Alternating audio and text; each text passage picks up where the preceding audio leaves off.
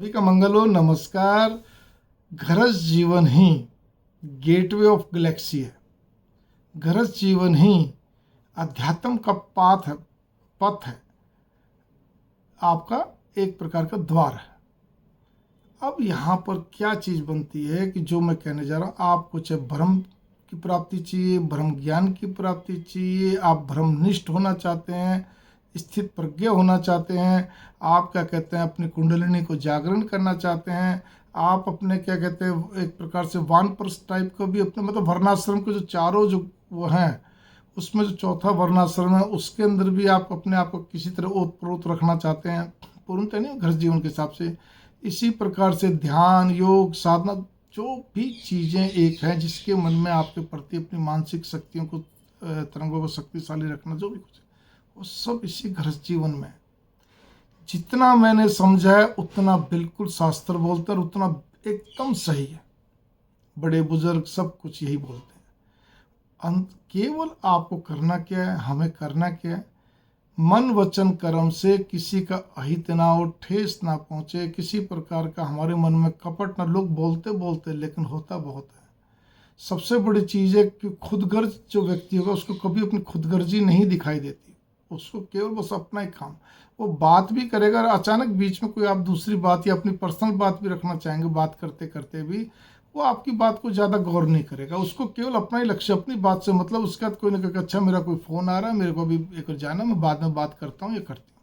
ठीक है ना, एक आपको उदाहरण दिया आपको मैंने। इसी प्रकार से आप बहुत ज़्यादा लोभी हैं, स्वार्थता से भरपूर हैं, या आपके अंदर क्या कहते हैं एक प्रकार का जिसको कहना चाहिए एक उदासीन भाव है। तो ऐसे लोग क्या कहते हैं कभी भी जिसको कहना एक प्रकार का ना, वो अध्यात्म में नहीं चल पाएंगे। उदासीनता भी किसी काम की नहीं, क्योंकि वो डिप्रेशन का ही एक प्रकार का एक छोटा रूप सा होता है। यहाँ पे यूँ तो उदासीन संप्रदाय है, वो तो बहुत उच्च कोटि के हैं, इसलिए उस उदासीन से इसका कोई मतलब नहीं, यहाँ डिप्रेशन से मतलब। लेकिन खैर एनीवे, मैं सब्जेक्ट पे आता हूँ। इस गृहस्थ जीवन के अंदर भी आप अपने मन वचन कर्म से, अपने मन बुद्धि चित्त से जो कर्म आप करो करते चलो। भगवान का एक पसंदीदा देवी देवता का जप करते चलो लगातार। भाव आपके अच्छे रहें। आपका निजी जीवन जैसा चल रहा चलने दो। जितना लोगों से कम मिलोगे उतना अच्छा रहेगा। फिर ध्यान देना, आजीविका के साधन में जिनकी पब्लिक डीलिंग है उसको पब्लिक डीलिंग करनी पड़ेगी। उसके अलावा निजी जीवन की भी, ये सारी बातें निजी जीवन की हो रही है, आजीविका से इसका कोई संबंध नहीं है। ठीक है ना, अपने यहाँ तो भगवान ने आजीविका के अंदर चाहे कसाई हो, चाहे कहते हैं कोई भी हो, भिस्ती हो, कुछ के हर एक को दर्शन दिए हैं, हर एक को क्या कहते हैं बहुत ऊंचे लेवल, उच्च कोटि के साधक बनाए हैं संत महात्मा ऋषि। तो वो बात उसकी कार्य की नहीं है। मुख्य बात यह कि उसने हर कार्य, आप हर कार्य भगवान को समर्पित भाव से करते चले। अभी मान लीजिए मैं बोल रहा हूँ मेरा काउंसलिंग का काम है, मेरा क्या कहते हैं यहाँ पे, लेकिन काउंसलिंग नहीं, जैसे मैं अपने प्रोफेशन में बैठता हूँ ऑफिस में, ठीक है, लेकिन मैं क्या कहते हैं आपको जो बात कहने जा रहा हूँ तो मेरा पब्लिक डीलिंग भी है। लेकिन मैं बार बार एक ही चीज़ करने के बाद भी, करने से पहले भी, हे मैया, हे गुरुदेव नीमकुली बाबा जी, सब आप ही करवा रहे हैं, आपको ही समर्पित, हे देवी माँ आपको समर्पित, आप ही करवा रहे हैं। ठीक है ना, ये आपने फिर बाद में आपने कराया। कोई व्यक्ति तारीफ भी करता है तो भी मन ही मन मत, हे मैया, हे गुरुदेव नीमकुली बाबा जी, सब आपकी तारीफ हो रही है। ये तन आपको, इस तन की लोग तारीफ कर रहे हैं, ठीक है ना, मन की भी कर रहे हैं, तन मन की जो तारीफ हो रही है वो आप कर रहे हैं, आपकी हो रही है, आपको ही समर्पित। ये भाव, आप कहीं आ रहे हैं जा रहे हैं कुछ भी, बस मन में एक भाव रखो, बस इतना ही तो करना, भाव ही तो रखना है, किसी को बोलना थोड़ी आपको। तो इस तरह के भाव लगातार ए जपा जब जब हम किसी बात नहीं करें, लिख नहीं रहे, पढ़ नहीं रहे, बोल नहीं रहे, तो वो एक दिन हमारे बस जाएगा। कैसे मालूम पड़ेगा, टॉयलेट में भी नहीं रुकेगा, रात को नींद खुलेगी चलता मिलेगा।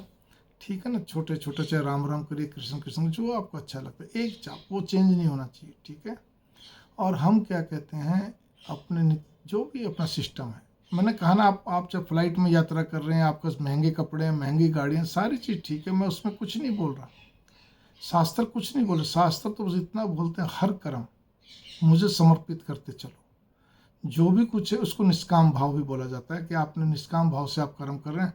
आपने जो भी कुछ काम कर रहे हैं उसमें आप अपने अच्छे ढंग से करके और उसके बाद भगवान को समर्पित कर रहे हैं।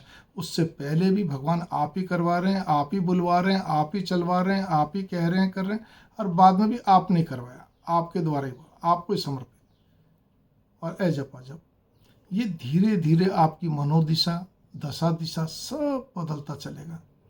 आप कब गहरे अध्यात्म में जाने शुरू हो जाएंगे, धीरे धीरे भक्ति में और बढ़ने शुरू हो जाएंगे। वो एक समय ऐसा आएगा जब आपकी लय अपना भी लगने लग जाएगी, आप अंदर से बहुत प्रफुल्लित रहेंगे, आनंदित रहेंगे। वो घड़ी, वो समय से फिर आपको अलग अलग अनुभूतियां फिर सब होगी, लेकिन उसमें आप विचलित नहीं होंगे, क्योंकि जो सरल भक्ति का तरीका है, भक्ति जो सरल है, सरलतम मार्ग है, ठीक है ना। ज्ञान वैराग्य बिना भक्ति के नहीं, भक्ति बिना ज्ञान वैराग्य के नहीं, लेकिन भक्ति सर्वोपरि है, क्योंकि भक्ति से सब चीज़ें मिल जाती हैं आपको समय समय पे, उसमें व्यक्ति विचलित नहीं होता है। लेकिन और किसी चीज़ के लिए क्या कहते हैं, जब अपनी तरफ से क्या कहते हैं कोशिश प्रयास करता है, तो उसमें कहीं ना कहीं विचलन होना लगता है।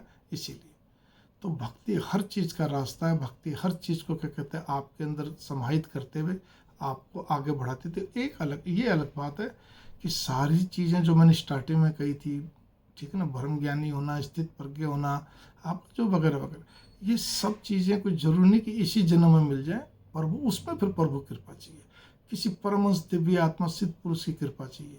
बस मैं इतना ही कहना चाहता हूँ। वो कृपा इस जन्म हो जाए तो कहना क्या, वो आपकी भक्ति के ऊपर ही निर्भर है, आपके प्रारब्ध कर्म के कटने पर निर्भर है, ठीक है ना। नहीं तो अगले जन्म में तो है ही। मतलब कहने का अर्थ ये कि तब भी आप इतना कुछ पा लेंगे, इतने आगे बढ़ जाएंगे कि आप कार्य भी करेंगे, ए जब जब भी चलता रहेगा, ये अपने में खोए भी रहेंगे, काम भी करेंगे। आप प्रोफेसर हैं, आप डॉक्टर हैं, इंजीनियर हैं, सैले कुछ भी आप हैं, लेकिन आप निर्लेप भाव से करेंगे, जैसे महाराजा जनक जी करते थे। इसीलिए उनको वैदेही बोला जाता था। मंगल कामनाएं थोड़े को थोड़ा गहराई में लीजिए, बस इतना ही समझ लीजिए कि गृहस्थ के अंदर सब कुछ हो सकता है। हमें छोटी छोटी 2-3 बातों को ध्यान में रखना। मंगल कामनाएं, नमस्कार।